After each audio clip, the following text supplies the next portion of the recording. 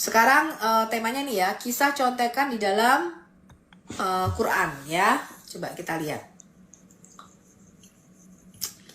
Ayo teman-teman, naik silakan. Silakan Anda naik. Yang muslim ya. Ini aku pusing juga ini apa Pak Muhammad ini. Kok bisa Isa Al-Masih itu hasil persetubuhan antara Nabi Muhammad dengan Siti Maryam itu loh. Aduh, berat ini, berat. Ini kalau Indonesia 10% aja kayak begini teman-teman. Ya, repot ini, repot. Ayo muslim, naik ayo. Saya udah kasih kesempatan nih di komal saya untuk Anda bisa menjawab. Coba kita tengok ya, ini muslim apa tidak. Bisa ketularan gila lama-lama saya ya. Pak Fran, silakan open cam, Pak. Salam. Bapak muslim Kristen? Maaf Bu, saya Kristen. Ya, silakan. Saya mau bertanya. Iya, sebenarnya kita menunggu dulu Pak. Bapak mau tanya apa? Open cam dulu, Pak. Itu udah saya kasih, saya ini Pak, apa namanya? Saya send ini apa namanya, permintaan. Coba Pak open cam dulu Pak, Frans. Ya, Ya, shalom Pak. salam. Selamat sore. Ya, sore-sore. Saya dari Manado. Oke. Saya mau tanya, di dalam taman Getsemani sebelum Yesus ditangkap dan diadili, saya mau tanya tentang natur ilahi dan natur manusia. Tolong Ibu jelaskan. Itu saja. Oke. Keilahian Yesus itu bukan karena dia manusia lalu kemasukan roh Allah lalu dia jadi ilahi, tidak. Yesus itu ilahi karena asal usulnya, benihnya itu bukan dari manusia. Yesus itu ilahi karena dia tuh firman, asal usulnya sebagai firman Allah. Maka dia punya kodrat ilahi. Bapak baca di dalam Efesus 2 ayat 5 sampai dengan 11.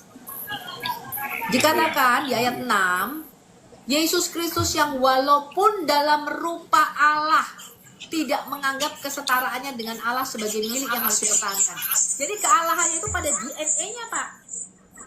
Dia itu memang sudah Allah dari sejak semula. Dan dia mengambil satu natur lagi namanya natur manusia. Jadi selama dia ada di dunia, kematian, kebangkitannya, sampai kapanpun keilahian dan kemanusiaan ini tidak pernah terpisah dari dirinya. Paham, Pak?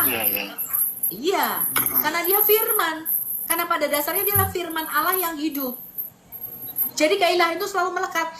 Tidak benar ketika dikatakan kadang-kadang dia jadi Allah, kadang-kadang dia jadi manusia, itu tidak benar. Karena kealahan Yesus itu terletak pada sel-selnya, DNA-nya, benihnya itu benih ilahi. Maka Yesus berkata, aku turun dari surga. Aku dari atas, kamu bukan dari... aku dari atas, kamu dari bawah. Ya? Aku dari surga. Kamu bukan dari surga, kamu dari dunia ini. Jadi itulah keilahian Yesus. Selalu ada melekat. Karena dia anak Allah. Ya, benihnya tuh benih Allah. Maka dia tidak pernah kadang-kadang jadi Allah, kadang-kadang jadi manusia, tidak pernah. Karena keilahian itu melekat, Pak. Keseluruhan Yesus itu ya Allah. Makanya dikatakan di Kolose, kalau Bapak baca Kolose 2 ayat yang 9.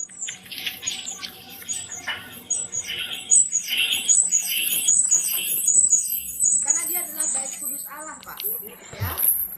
Tubuhnya itu bait kudus Allah. Kolose 2 ayat 9 dikatakan begini, Pak.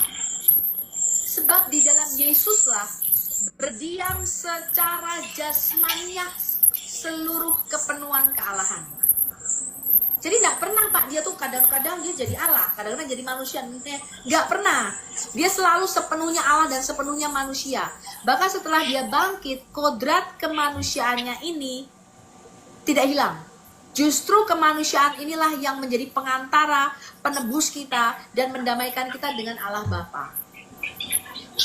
Gitu, Pak ya? Saya di dalam taman Getsemani. Nah, bukan hanya di taman Getsemani, dari lahir sampai mati sampai bangkit dia tetap Allah, tetap ilahi. makanya gini, di taman Getsemani suasana kemanusiaannya, begitu ia takut, gemetar, Loh, iya, dia tapi- akan Betul. menghadapi. Di dalam kemanusiaan, kan dia punya kodrat manusia. Kenapa dia takut? Bapak tahu nggak kenapa dia mengalami ketakutan? Sampai peluhnya meneteskan darah. Iya, belum. Di dalam Alkitab dikatakan begini, Pak. Di dalam dosa itu mengandung ketakutan. Kita lihat ya.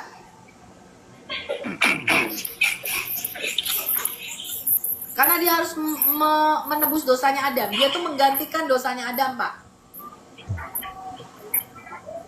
Iya. Ya, dia tuh harus menjadi Adam yang kedua. Nih ya. Ketakutan mengandung hukuman.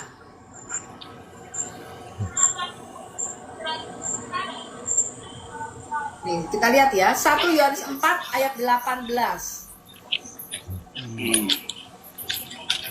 Kenapa Yesus mengalami ketakutan sebagai manusianya? Dikatakan di 1 Yohanes 4 ayat 18, di dalam kasih tidak ada ketakutan. Kasih yang sempurna melenyapkan ketakutan. Sebab apa, Pak? Ketakutan mengandung hukuman. Karena dia tuh akan minum cawan hukuman Allah, murka Allah akan dosa kita. Maka dia harus, Bapak ingat nggak? Ketika Adam pertama kali jatuh dalam dosa, dia takut dan bersembunyi dari Allah, betul? Betul. Ketika Allah mencari Adam, di manakah engkau? Lalu Adam berkata, aku bersembunyi karena aku takut. Kenapa dia takut? Karena di dalam dosa itu mengandung hukuman. Dia takut bertemu dengan Allah. Nah, Yesus itu harus menggantikan posisi Adam yang pertama, Pak. Maka semua kejahatan, dosa, kutuk, hukuman itu harus ditanggung di atas Yesus. Maka dia harus mengalami hal yang sama dengan apa yang dialami oleh Adam yang pertama. Adam yang pertama dicobai, Yesus dicobai. Adam yang pertama ketakutan, Yesus ketakutan. Adam yang pertama telanjang, Yesus juga telanjang akibat dosa. Adam yang pertama kena kutuk, ya, semak duri katanya, yang akan dihasilkan bagimu, dengan peluhmu engkau akan mencari lakem makananmu. Yesus dimahkotai duri sebagai lambang dia menanggung kutuk hukum dosa kita. Adam yang pertama makan dari buah pohon pengetahuan yang baik dan jahat. Yesus menanggung hukuman dosa kita dengan cara digantung di atas pohon, dengan cara disalibkan. Jadi Yesus itu menjadi Adam yang kedua yang harus mengalami. Dia dicobai sama seperti Adam yang pertama, tapi dia tidak berbuat dosa. Itu bedanya. Nah, karena dosa ini mengandung ketakutan, Yesus harus mengalami yang sama. Kenapa? Karena dikatakan di dalam apa namanya, 2 Korintus 5. Ini saya bacakan ya, Pak. Ayat 21. 2 Korintus 5 ayat 21. Apa katanya, Pak? Iya, Bu. Dia yang tidak mengenal dosa, Yesus itu tidak mengenal dosa, telah dibuatnya menjadi dosa karena kita. Jadi Yesus itu di dalam tubuhnya itu dijadikan dosa karena kitalah yang harusnya berdosa. Dia menanggung dosa dan hukuman kita. Ini paham? Iya, paham. Oke. Ya, jadi keilahan Yesus itu selalu melekat di dalam dirinya karena benihnya tuh benih ilahi, karena dia firman Allah, hakikatnya dia. Ya, jadi dia tidak pernah kadang Allah kadang manusia. Paham ya, Pak Alas? Iya. Terima kasih. Terima kasih, Bu. Ya, sama-sama. Shalom, Tuhan memberkati. Ya, shalom. Oke, kita kasih kesempatan yang muslim lagi, teman-teman. Tadi yang muslimnya aneh-aneh ini aku udah capek ya, teman-teman ya. Aku gak lama ini live-nya ya, teman-teman ya. Kita kasih kesempatan satu orang muslim aja lagi ya untuk naik. Nanti mungkin besok aja ya. Nanti kalau aku udah terlalu capek, jadi kita istirahat dulu, nanti kita lanjut lagi besok. Ayo, ini muslim aja nih, aku kasih kesempatan naik. Kalau nggak ada yang naik, kita tutup aja ya. Nanti besok kita akan live lagi.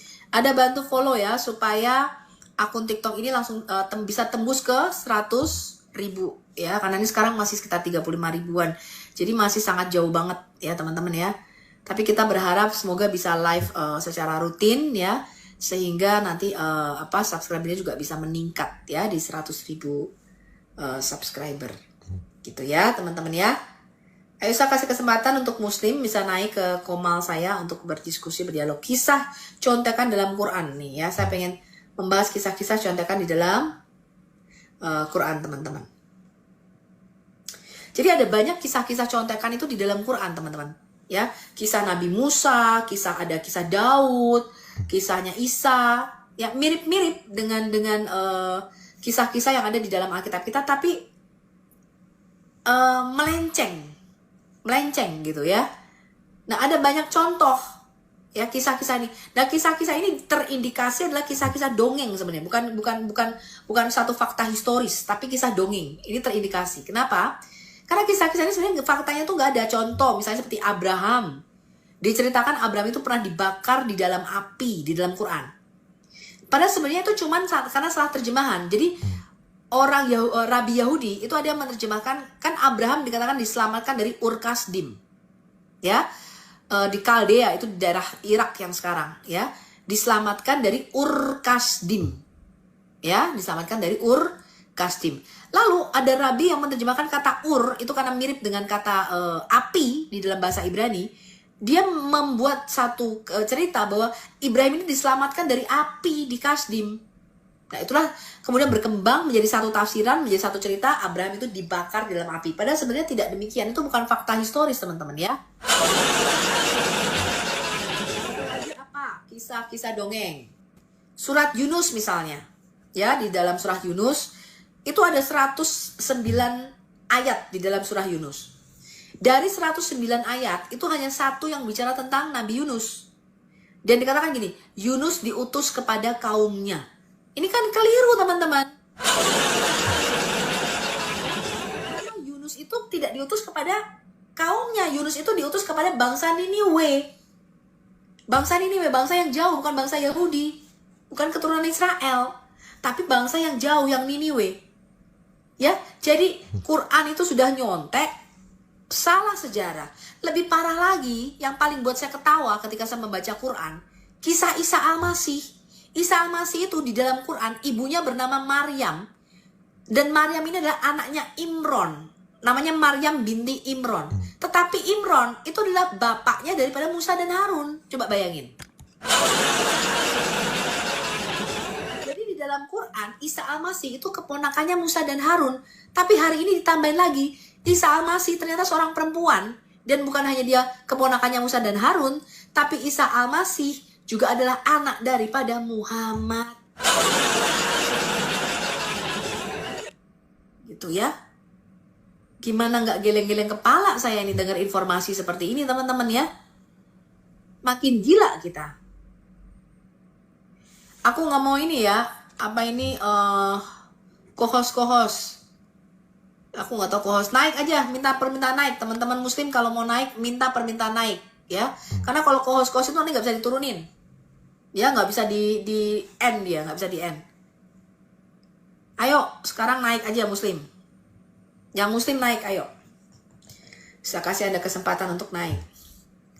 Apalagi kisah-kisah dongeng dalam Quran. Coba kita lihat ya, kisah dongeng dalam Quran ya. Kisah misalnya 7 orang tertidur di dalam gua di dalam surat Al-Kahf. Itu adalah kisah 7 orang penidur di kota Efesus, teman-teman. Itu kisah orang Kristen. Ya. Jadi ada seorang uskup menceritakan kisah itu karena untuk memberikan satu dukungan. Pada waktu itu kan orang Kristen dianiaya, dikejar-kejar tuh, ya. Lalu dia membuat satu kisah, ada 7 orang tertidur di dalam gua, 300 tahun kemudian tuh baru bangun. Dan ketika bangun, maka Kristen itu sudah bukan lagi menjadi agama yang minoritas, tapi udah menjadi mayoritas. Ya, jadi dengan kisah itu berharap bahwa kita tidak akan selamanya kok dianiaya, ya, tidak akan sama ditekan atau dikejar-kejar, tapi nanti kita tuh akan bisa bebas, gitu ya, memeluk agama Kristen. Sebenarnya moral story-nya seperti itu, teman-teman. Tapi kemudian kisah ini bisa masuk di dalam Quran, teman-teman. Bagaimana kisah dongeng ini kok bisa masuk menjadi ayat-ayat suci di dalam Quran? Itu loh yang saya nggak habis pikir. Ya, Ini kan kisah dongeng, bukan fakta sejarah, dan kita tahu dari mana sumbernya. Ya, kisah misalnya Sulaiman bicara sama semut. Ya, itu kan kisah dongeng dari midrasnya orang Yahudi. Misalnya Sulaiman memimpin pasukan jin, lalu ada burung hut-hut dan sebagainya. Itu tuh kisah-kisah dongeng dalam midras, dalam kitab Esther, teman-teman. Kisah-kisah dongeng ini menjadi ayat masuk di dalam Quran gitu loh, teman-teman. Ya, itu yang kita nggak habis pikir. Tapi teman-teman Kristen perlu tahu ini, gitu ya. Teman-teman Kristen perlu tahu ini. Nah, ayo, saya harap yang naik ini adalah orang Muslim yang punya kualitas ya, teman-teman ya. Soalnya kalau kayak yang tadi saya Pak Muhammad tuh, maaf ya Pak Muhammad ya, pusing saya Pak. Masa Isa Al-Masih itu anaknya Nabi Muhammad dengan Maryam, gimana sih Pak? Ya, kan makin gila ini kita ditonton orang ya. Apalagi kisah dongeng dalam Quran, kita lihat ya. Kisah dongeng di dalam Quran. Ayo, saya kasih kesempatan deh Muslim untuk naik, silakan. Jadi saya berharap ya, Anda di Indonesia itu sekarang ini dengan generasi muda ini itu lebih teredukasi, teman-teman. Jadi pola pikirnya tuh dirubah, jangan sami awatukna. Kamu denger, kamu nggak ngerti apa-apa, cuman menghafal Quran dalam bahasa Arab, ya. Lalu kamu mengikuti sesuatu yang kamu sebenarnya nggak ngerti agamamu, ya. Cuma baca-baca dalam bahasa Arab, tapi artinya kalian nggak tahu. Ya, jadi kalau ditanya cuma bisa baca dalam bahasa Arab tapi artinya nggak ngerti. Gimana itu teman-teman coba?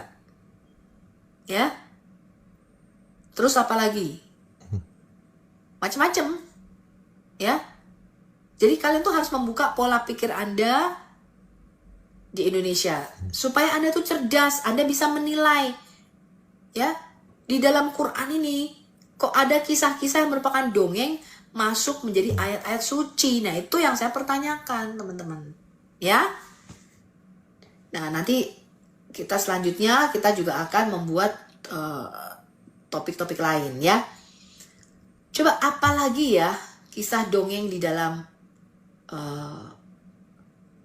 Quran. 5 dongeng nih yang diadopsi oleh Al-Quran. Coba kita lihat nih, teman-teman. Ini ngapain orang Islam ini? Kenapa jadi begini? Gitu. Kita terlalu terpengaruh dengan dongeng-dongeng manusia. Dongeng itu artinya cerita fiktif. Dikarang-karang, bohong semuanya. Dalam Islam tidak dikenal itu. Cerita bohong, fiktif. Harus diangkat itu, nggak boleh ada. Nggak boleh ada. Dari kisah kosong, bohong, fiktif. Antum mau lihat fakta lapangan. Tuh, kisah dongeng tadinya fiktif. Ya, itu dari Tamparagi, coba kita lihat ya. Halo semua. Tuh. Ustadz Khalid Basalamah adalah salah satu ustadz yang menurut saya berusaha untuk jujur di dalam mengajar. Tetapi, seperti yang kita dengar barusan, Ustadz Khalid Basalamah berkata bahwa tidak ada dongeng di dalam Islam. Dia bahkan berkata bahwa dongeng tidak boleh ada. Jadi, saya tidak beranggapan bahwa Ustadz Khalid Basalamah sengaja berbohong. Dia benar-benar percaya bahwa semua yang tertulis di dalam Al-Quran adalah fakta sejarah. Fakta sejarah katanya, kita lihat ya. Orang-orang seperti Ustadz Khalid Basalamah percaya tidak ada dongeng di dalam Al-Quran karena yang memberitahukannya mengaku sebagai nabi yang mendapatkan wahyu dari Allah. Dan karena Al-Quran surah 6 ayat 25, surah 8 ayat 31, surah 16 ayat 24, surah 23 ayat 83, surah 25 ayat 4-5, surah 46 ayat 17, surah 68 ayat 15, dan surah 83 ayat 13, berusaha untuk meyakinkan bahwa isi Al-Quran bukan dongeng, dengan berkata bahwa orang-orang kafir akan berkata bahwa Al-Quran adalah... Jadi dalam Al-Quran tuh banyak sekali dia menyanggah, ini Al-Quran ini bukan dongeng. Jadi sebenarnya tuh memang sudah dari awal mula Quran ini muncul, saya sudah mencurigai. Ternyata banyak orang tuh sudah tahu, ini isinya tuh dongeng-dongeng belaka. Diceritakan orang-orang zaman dulu. Tetapi Tapi karena Muhammad ini berusaha meyakinkan membacanya, enggak, ini bukan dongeng, ini kisah nyata, teman-teman. Jadi kalau orang semakin dituduh kan semakin dia menyangkal dan memberikan klarifikasi, betul? Jadi Quran ini memberikan klarifikasi, oh ini bukan dongeng. Kenapa? Karena banyak tuduhan-tuduhan. Jadi orang-orang itu pada waktu Muhammad menyampaikan kisah-kisah dalam Quran, mereka itu sudah tahu bahwa kisah-kisah ini dongeng. Makanya Muhammad berusaha meyakinkan, oh ini bukan dongeng, dia mulai menyangkal ini. Coba kita lihat lagi ya. Dongeng. Coba teman-teman bayangkan, jika ada seorang penjual buku yang mengaku bahwa isi bukunya adalah wahyu dari Tuhan, tetapi di dalamnya dikatakan bahwa Tuhan yang memberikan wahyu itu adalah Tuhan yang mengutus Doraemon kepada Nobita. Ingatlah, ketika kami mengutus Doraemon kepada Nobita, kami membuat mereka, dalam kurung Doraemon dan Nobita, terbang dengan baling-baling bambu. Dan dalam kurung ingatlah, ketika Nobita berkata, lah, aku sayang sekali Doraemon. Bahwa jika kamu tanyakan buku ini kepada orang Jepang, mereka pasti akan berkata bahwa buku ini hanya dongeng karena orang Jepang mendustakan Tuhan.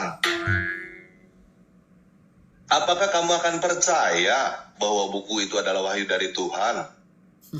Kalau kamu cerdas, kamu tahu bahwa Doraemon adalah dongeng, kamu tahu bahwa penjual buku itu adalah penipu, dan kamu tahu buku itu pasti bukan wahyu dari Tuhan. Walaupun buku itu mengklaim dirinya sendiri bukan dongeng, dan buku itu membantah orang Jepang yang berkata bahwa buku itu adalah dongeng. Tetapi, jika kamu kurang cerdas, kamu bisa termakan oleh tipuan penjual buku itu dan benar-benar percaya bahwa buku itu adalah wahyu dari Tuhan karena orang Jepang beneran berkata bahwa Doraemon adalah dongeng seperti yang dikatakan oleh buku itu. Jika kamu sudah termakan oleh tipuan si penjual buku, jika kamu sudah benar-benar percaya bahwa buku itu adalah wahyu dari Tuhan, kamu bisa ngotot bahwa kisah Doraemon adalah sejarah yang benar-benar terjadi. Atau kamu akan berkata bahwa Doraemon yang dimaksud bukan Doraemon yang ada di toko-toko buku. Dan yang paling parah, kamu akan merasa membenci dan dibenci orang Jepang karena kamu menganggap orang Jepang menista Doraemon. Menjadi orang yang membenci dan dibenci orang Jepang karena orang Jepang berkata bahwa Doraemon adalah dongeng, kan? Atau kamu mau menjadi orang bodoh yang percaya buta bahwa baling-baling bambu adalah mujizat dari Tuhan? Ayo Muslim naik yuk. Nah, saya cukup yakin bahwa teman-teman cukup cerdas untuk paham bahwa beriman itu bukan mempercayai dongeng sebagai kenyataan sejarah. Saya cukup yakin bahwa teman-teman cukup cerdas untuk paham bahwa kenyataan sejarah butuh bukti, bukan butuh iman. Coba kita lihat ya, dongeng saya tidak apa sih yang ada di dalam. Kita percepat ya. Jika teman-teman berpendapat yang berjudul Kisah Zulkarnain, apa yang saya sampaikan benar atau salah, kita lihat 5 dongeng di dalam Quran video ini sampai selesai. Oke? Nah, ini dongeng yang pertama nih teman-teman, dongeng yang pertama yang ada di dalam Al-Quran surah 18 ayat 83 sampai 91. Tokoh Zulkarnain terinspirasi dari tokoh sejarah yang bernama Alexander Agung. Alexander Agung adalah seorang raja pagan dari Yunani yang menjajah sampai ke India.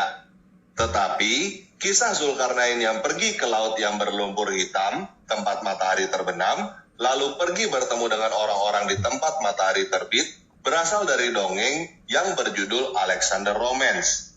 Dongeng Alexander Romance ini dikarang oleh orang pagan Yunani sekitar abad keempat.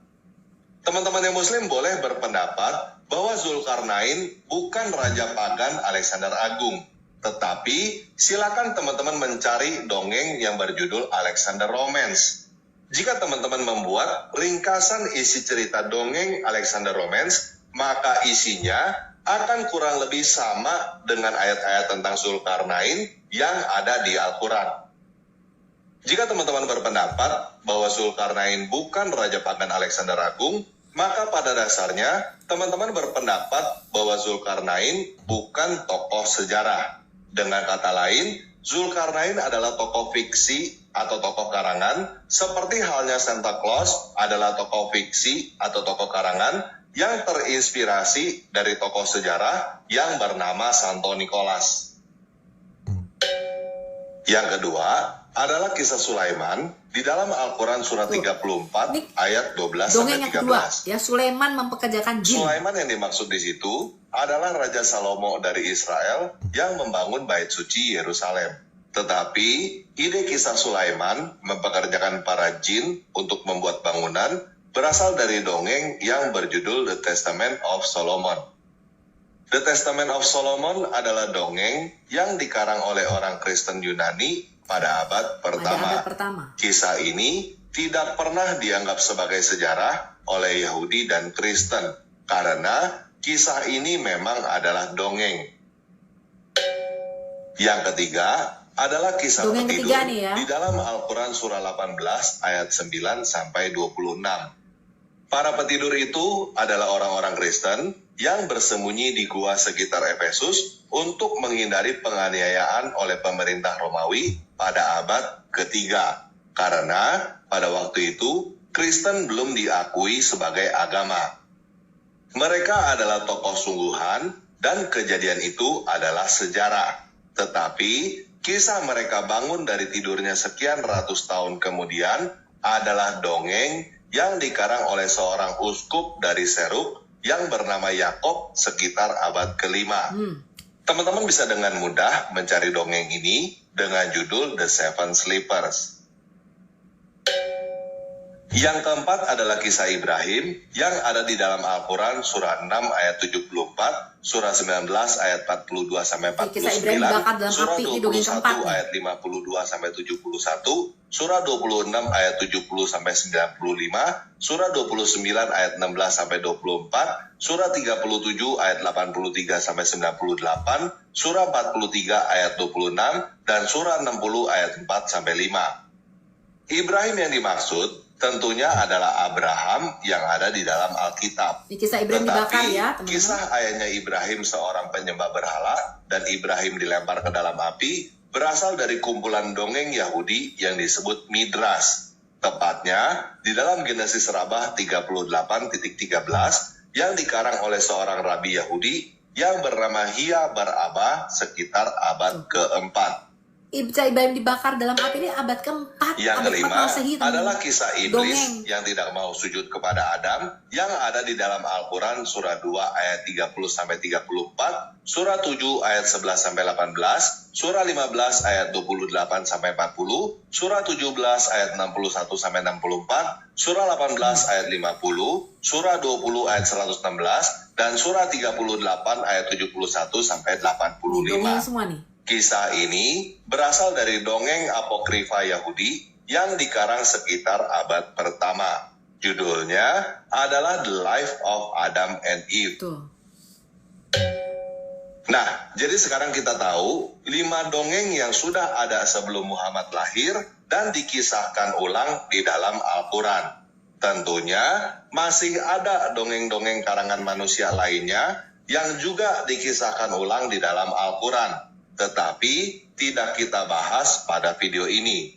Contohnya, kisah Isa dan Maryam yang ada di dalam Al-Quran surat 3, 5, dan 19. Isa dan Maryam yang dimaksud tentunya adalah Yesus dan ibunya yang bernama Maria. Mereka jelas adalah tokoh sejarah yang tidak bisa dibantah.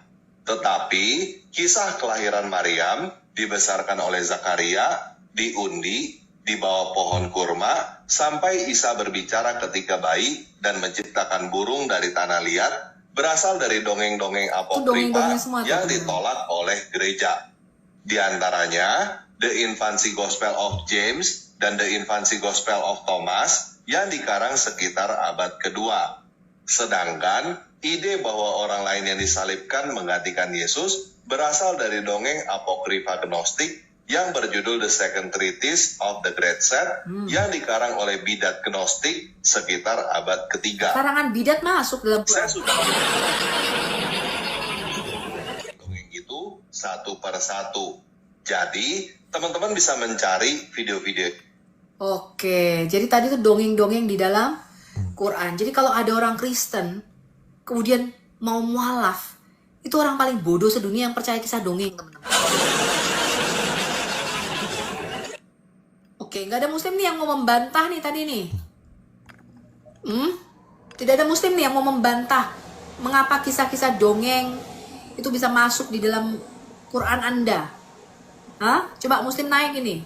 Bagaimana kisah dongeng itu bisa ada di dalam Quranmu? Sesuatu yang tidak nyata, sesuatu yang fiksi dan bukan fakta sejarah, kok bisa ada di dalam Quranmu? Ayo muslim naik. Kalau nggak naik, kita istirahat aja deh teman-teman ya. Capek saya ya. Saya kasih kesempatan paling 5 menit lagi ya. Habis itu kalau nggak ada yang naik, kita akan istirahat ya. Jadi teman-teman, saya nggak habis pikir bagaimana Indonesia ini bangsa yang cukup besar teman-teman. Ini memprihatinkan. Gereja itu sibuk untuk membangun gedung-gedung yang mewah, yang besar. Mereka sibuk, udah ada banyak gereja di daerah Kelapa Gading misalnya. Masuk lagi gereja baru. Dan jemaatnya itu bukanlah hasil penginjilan. Ini yang memprihatinkan kita. Ya, jemaatnya itu bukan hasil menginjili orang, kemudian orang bertobat. Ya, kemudian menjadi jemaat merintis. Enggak. Tapi adalah hasil ngambil dari gereja-gereja lainnya. Ini memprihatinkan. Dan itu banyak di Jawa. Ya, di daerah Jawa itu padat sekali, daerah udah ada gereja, dibangun lagi gereja. Kenapa? Karena mereka sebenarnya mau merebut domba-domba dari gereja lainnya. Tapi tanpa kita sadar teman-teman, pemerintah itu lewat tangan-tangan tertentu mengislamkan, menghijaukan daerah-daerah di Indonesia. Sasaran mereka adalah Nias, NTT, Papua, dan Soe. Ya, sedangkan di gereja tuh sibuk perang denominasi. Protestan dikatain bidat sama orang Katolik, Katolik mengatakan Protestan bidat, Protestan mengatakan orang Katolik. Apa ini? Hah? Lalu Anda sibuk dengan membangun gereja yang besar-besar. Padahal Anda tidak mau melakukan penginjilan ke daerah-daerah kantong-kantong Kristen. Ya. Coba kemarin saya bangga sekali yang dilakukan Pak Pendi Aceh. Ya, bagaimana dia membawa orang-orang itu di Nias, di Kepulauan Dalam untuk dikembalikan lagi kepada imannya kepada Kristus. Kalian nggak sadar teman-teman, ya, pemerintah sedang mencoba menghijaukan Papua, ya, mereka mencoba menjadikan Papua ini lagi bukan kota Injil lagi, tanah Papua ini bukan kota Injil lagi, ya, kenapa? Generasi muda ini diajak masuk pesantren, disuruh diajari bahasa Arab, padahal mereka sih nggak tahu artinya teman-teman, nggak ngerti Islam, tapi orang Papua nggak sadar. Ya, anak-anaknya diambil di sekolah ini, dikasih ke Jawa, masukin pesantren supaya jadi Islam. Ya, di NTT mereka membeli tanah-tanah, properti. Ketika mereka membeli properti itu didanai, ya, mereka masuk ke situ. Secara ekonomi mereka menguasai daerah itu. Apakah kita tidak mau menjangkau mereka, teman-teman? Lihat, ya, tolong Anda yang di daerah-daerah sadar. Selamatkan, saudaramu, dikatakan tarik mereka seperti dari dalam api. Kalau ada saudaramu yang mau dimualafkan, tarik dia seperti dari dalam api. Jangan Anda diam saja. Ini adalah tugas Anda dan saya. Ya. Dan sekarang ini dunia sudah terbuka lebar. Anda nggak seperti dulu, tidak kekurangan materi dan bahan. Oke, saya perlu dukungan Anda. Doakan semoga website daripada Al Hayat International Ministry segera jadi. Ya, supaya nanti semua materi bisa kita upload ke situ. Coba kita lihat nih, ada muslim nggak? Kita lihat ya.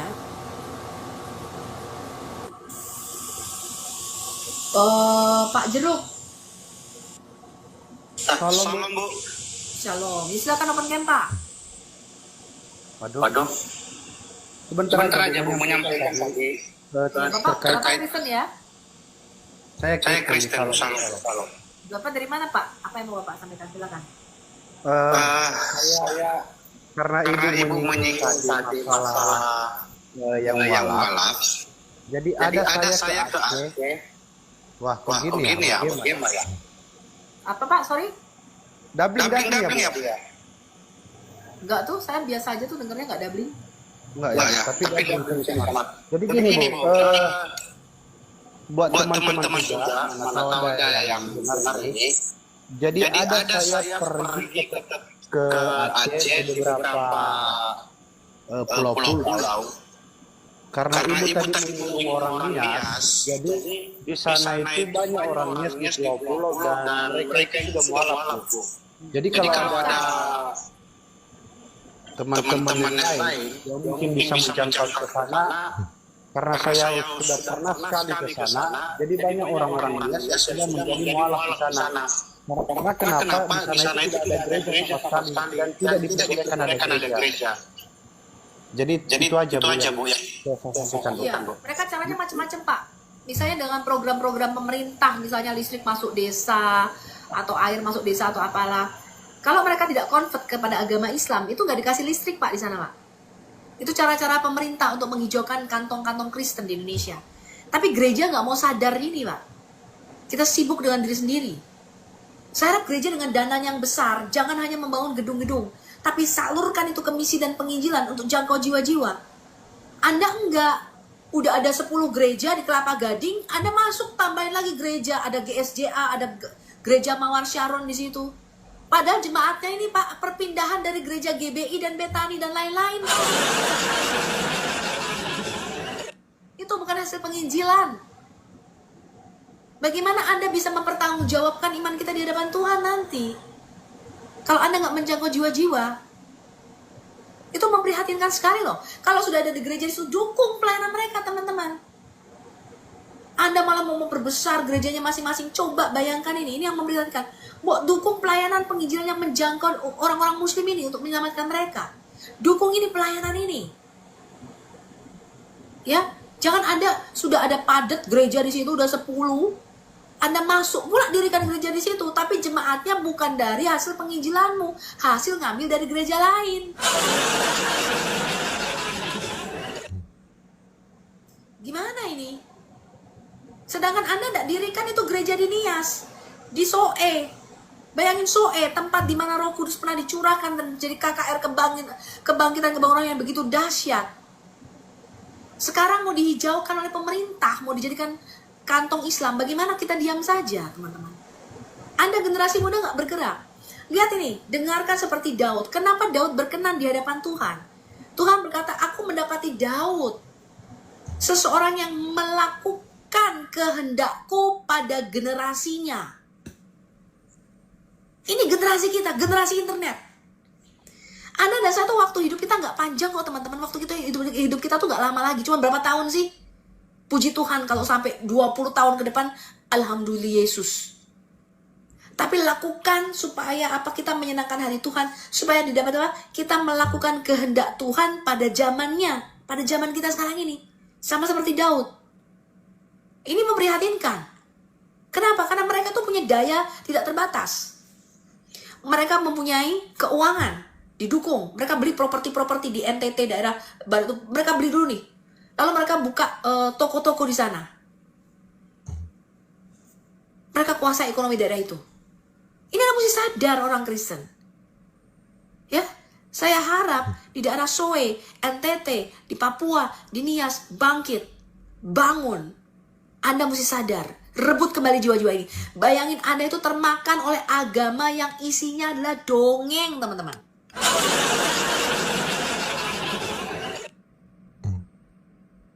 Ya. Oke, Pak. Ya, saya sudah terima, ya. Saya harap Anda bisa menyebarkan ini. Saya minta dukungan Anda. Ya, kalau Anda bisa mendukung dalam dana, dukung dalam doa. Supaya website Al Hayat segera jadi. Dan nanti semua materi akan kita upload di situ. Ya. Supaya apa? Anda bisa ngerti. Anda bisa tahu. Ya. Materi-materi apa saja tentang apologetika, ya, supaya Anda bisa menginjili, Anda menyadarkan saudaramu yang mualaf itu, ini loh agamamu, isinya tuh ini gitu, dongeng-dongeng semua ini. Isinya, Abraham dibakar, ya nanti semuanya akan kita upload, akan kita tunjukkan nih loh, sumber-sumber cerita dongeng di dalam Quran itu asalnya dari mana saja. Ya. Jadi kita sebagai orang Kristen, kita tidak mungkin tinggal diam dan menutup mata. Kita berdoa bagi Indonesia. Kita berdoa atas kantong-kantong Kristen orang-orang ini supaya mereka benar-benar ya kembali kepada Tuhan Yesus. Ya. Ya, sebagai tanah Injil, sebagai kantong-kantong Kristen, supaya pengajaran yang benar ya dan revival terjadi di kantong-kantong Kristen ini. Gitu ya teman-teman ya. Nah, moga-moga didoakan saja saya bisa siaran live secara rutin ya, karena jamnya kita agak beda di sini dengan yang ada di Indonesia. Tapi saya mencoba siaran secara rutin dan saya mau mensupport ini channel utama saya, channel TikTok utama saya. Jadi ada follow ini, selain follow juga channel-channel TikTok lainnya ya, yang saya ada beberapa channel TikTok. Cuman ini yang mau saya push untuk tembus ke angka 100.000 subscriber ya. Saudara, apa pandangan Kristen mengenai kisah-kisah dalam Al-Quran yang berasal dari kitab apokrif dan cerita rakyat? Al-Quran, kitab suci umat Islam, memuat banyak kisah yang mirip dengan tokoh-tokoh Alkitab, Adam, Nuh, Abraham, Musa, bahkan Yesus dan Maria. Namun, sebagian kisah tersebut ternyata tidak ditemukan dalam Alkitab, melainkan berasal dari kitab-kitab apokrif dan cerita rakyat Yahudi atau Kristen Timur Tengah. Sebagai contoh, pertama, kita lihat kisah Yesus membuat burung dari tanah liat lalu menghidupkannya. Quran Surah Al-Maidah 110. Ini tidak ada dalam Injil, melainkan dalam Injil masa kecil Thomas, sebuah kitab apokrif yang ditulis sekitar abad kedua dan tidak diakui gereja. Kitab ini bahkan dianggap tidak historis dan lebih menyerupai cerita imajinatif tentang masa kecil Yesus. Contoh kedua, kisah Abraham yang dilemparkan ke dalam api oleh raja tiran bernama Nimrod. Dalam Al-Quran, ini jadi bagian penting dari cerita Ibrahim.